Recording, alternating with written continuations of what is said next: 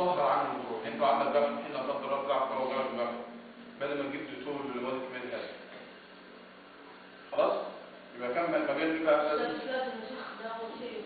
ما هو تثبيته غليظ الاول، مغلي تغليه الاول خالص مع الميه، وبعد ما يغلى وبعد ما يغلى تسيبه يبرد، تحطه في الثلاجه.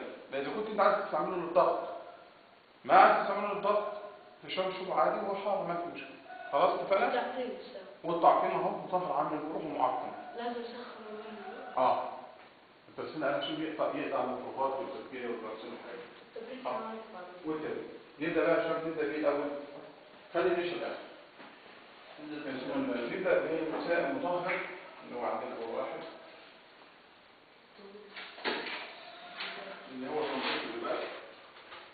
عندنا مكونات ماء موجوده، خل موجود، النشادر موجود، الالوان الصناعيه موجوده، الروائح موجوده. يبقى نبدا بايه؟